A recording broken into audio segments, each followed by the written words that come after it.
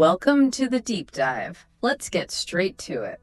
We've all been there, right? Hmm. Dealing with difficult people at work. Oh, absolutely. It's almost a universal experience. That colleague who drains you, the boss who's just unreasonable. Exactly.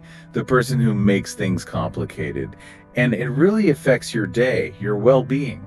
It does. And your career, long term. How you handle it matters. A lot. Well, that's what we're diving into today. We're looking at some insights from Kongoan A New Kongso. Right. It's a collection of workplace wisdom, stories, perspectives on this exact challenge. And our mission, really, is to pull out some practical ways you can handle these situations better, without adding all that extra stress. Yeah, manage it effectively. Keep your focus. Okay, so the book kicks off with this maybe slightly unsettling idea about how likely we are to run into difficult people. It's maybe not what you want to hear, but it's kind of freeing in a way. Oh, so? Well, it basically says the probability of encountering people you dislike is pretty much the same everywhere. Different jobs, different teams, same odds. So it's not just my office then. Probably not. It suggests it's just a constant factor in, dealing with humans. Which feels true, doesn't it? You move somewhere else thinking it'll be perfect. And yep, there's probably still going to be someone who rubs you the wrong way. And the book really hits on the cost of getting upset every single time. Right. It drains you, affects your work. Yeah, there's this specific piece of advice. Basically, never fall out with someone over small stuff. Because it's just not worth it. It's not smart, and you shouldn't do it. That's the gist. It's about managing your emotional energy strategically. Exactly. Because if you fight every little battle, first, there's the emotional toll. You get exhausted. Less effective at your actual job. Right. And second, your reputation can suffer. People might see you as the difficult one. Oof. Yeah. Didn't think of that. And third, it's just a distraction, isn't it? Wasting time and energy on things that don't help you succeed. The book then gives some pretty vivid examples of what happens when people do choose confrontation. Cautionary tales, almost. Yeah, the first one involves someone called Su Shen. In her workplace, there was this relative of the boss. Ah, that old chestnut. Let me guess. Not exactly employee of the month. Not quite. Slacking off, apparently, and even interfering with other people's work, making things harder. Okay, classic scenario. So what happened? Well, a new colleague saw this, felt it was unfair, the natural reaction. To want to fix it, to call it out. Exactly. Yeah. So this new person confronted the boss's relative directly. Bold move. How did that go? Not well. As the book tells it, the relative retaliated, made things hostile, constantly demanding explanations. So even though the complaint was probably legit, it backfired. yeah. The new colleague felt pressured, apologized, and eventually just had to resign. Wow. That really shows those hidden power dynamics, doesn't it? It really does. Confronting power directly, especially when there are connections involved, can be risky. The desire for justice doesn't always win out. Then there's another story, Sophia. A Harvard grad. Different issue, though. Yeah, this one's about stolen work. Her supervisor was apparently taking credit for everything she did. Oh, that's incredibly frustrating. And happens more than you'd think. Sadly, yes. Sophia initially tried to, keep working hard, hoping her efforts would get noticed eventually. Playing the long game. Kind of. But then it escalated. The supervisor actively tried to block her promotion. Okay, that's crossing a line. That was the trigger for Sophia. She confronted him, and she did it in front of their mutual boss. Oh, wow. High stakes. Very. And the result was immediate. She was fired the next day. Just like that. That's harsh. And the source notes it really damaged her career progression afterward. It's a stark warning about the potential cost of direct confrontation with authority. Makes you really question what the right thing to do is in those awful situations. It does. Which brings us to this quote the book includes from Zhu Wu Ping. What does it say? Essentially, that for certain types of people, it's just not worth wasting any emotion on them, not even anger. Don't even give them the satisfaction of your anger. Sort of. It's more about conserving your own energy. Getting angry, getting frustrated, it takes a lot out of you. And Zhu Goming is saying some people just aren't worth that investment. Focus elsewhere. Precisely. Your emotional energy is valuable. Don't waste it where it won't make a difference, or worse, where it harms you. Okay, so if direct confrontation is risky and getting angry is draining, what do you do? The book has an analogy, right? The dog on the bridge. Yes, it's a really good one for illustrating this idea of choosing battles. The basic question posed is, if you dislike someone, should you actually fall out with them? Make a big deal of it. Okay. So imagine you're crossing a narrow bridge, and there's this dog coming towards you. Looks mean, maybe growling. Right, not ideal. You have a choice. Do you try and fight the dog? Force your way past? Probably get bitten. And definitely waste time. Exactly. Or do you just yield? Let the dog pass, then continue on your way unharmed. The second option sounds much better for, actually getting across the bridge. That's the point. Even if you win the fight with the dog, you're probably hurt, definitely delayed. Fighting wasn't the best way to achieve your goal. So applied to the workplace, that difficult colleague is the dog. In this analogy, yes. Engaging in a big confrontation might feel like winning in the moment, but you could suffer professional damage, emotional stress. Like getting bitten? Right. The book puts it nicely. There's no need to fall out. Seeing the person clearly for who they are, that's the win. Just understanding them is enough? Once you see them clearly, the book says, you also start to take them less seriously. You gain perspective without the damaging fight. See clearly, take less seriously. I like that. It's about observation then, not reaction. That theme comes up again. There's another story from someone online at Hellman.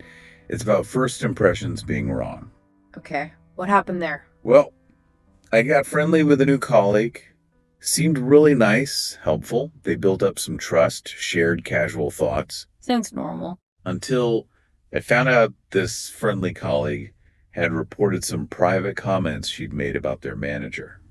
Straight to the manager. Ouch. Total betrayal of trust. Big time.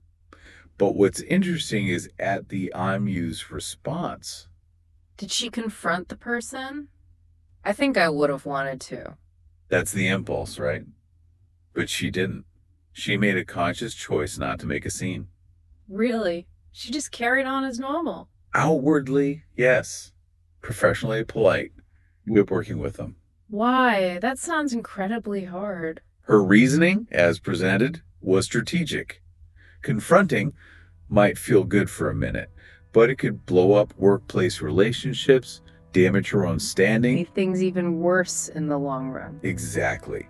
She prioritized her professional stability over that immediate emotional release, a calculated move. That takes some serious self-control. It does, and it links perfectly to this piece of wisdom from Professor Chen Changwen the book shares. What's his take? He says, basically, smart people recognize bad behavior, but they don't always feel the need to expose it. Why not? Because taking things too seriously, making a fuss about everything, is taboo in the workplace, he suggests. Some things are better left understood than announced. Like, pick your battles again. And also manage your own reactions. He says you need to not only turn a blind eye sometimes, but also keep your emotions hidden. Don't show your anger or frustration. Keep a poker face. Essentially. Only by doing that, he argues, can your career path go smoothly. It's about emotional intelligence, strategic patience. This idea of not reacting immediately, it seems like a major theme. It really is. And then the book shifts slightly towards something even more proactive. Which is? Focusing on your own improvement as the ultimate response. It mentions how our perspective often changes with experience. Yeah, maybe when you're younger, you're quicker to jump into a fight. Often, yes, Yeah. that impulse to retaliate. But experience can teach you that responding to malice with more malice, well, it just creates more negativity. Downward spiral. Exactly. Responding to malice with malice will only result in greater malice, as the book puts it. So what's the alternative? It gives examples, right? Yes, really good ones. First, Willard Scott, the TV personality. Okay. What happened with him? He got moved to a much less popular time slot. A clear demotion, basically. Could have easily become bitter, fought with a new boss. But he didn't. No. Instead, he poured all his energy into making his show in that new slot absolutely fantastic. Focused on the content, his connection with the audience. Focused on what he could control. Precisely. And guess what? His show became a huge success.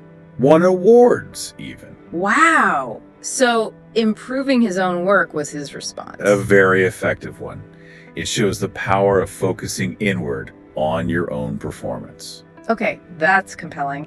Any other examples? Yes, Zhang Lijun, the founder of Startup Yeast. She faced something really tough. What was that? A colleague who would constantly belittle her, Yeah. and did it in front of her own team. Oh, that's awful. Undermining her authority like that. Terribly damaging. And her first instinct, understandably, was anger. She wanted to confront the person, maybe even quit. I don't blame her. But then she paused, had a realization. What was that? She realized she shouldn't let this one person, this one negative interaction, derail her entire career growth and ambition. So she shifted her focus. Completely. She redirected all that frustrated energy into developing her own skills, her leadership abilities, doubled down on her own growth. And did it work? Led to significant advancement, according to the source.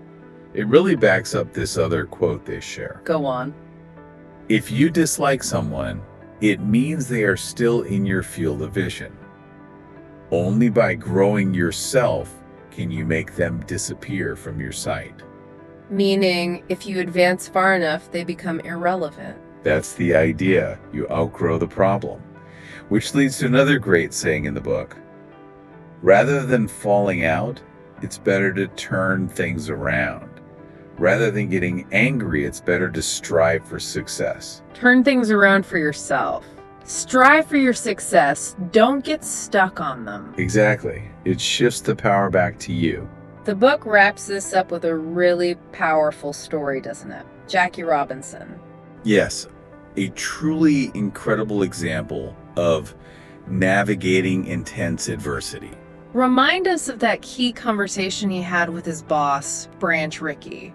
Well, as Robinson was about to break the color barrier in Major League Baseball, facing immense hatred. Unimaginable pressure. Right.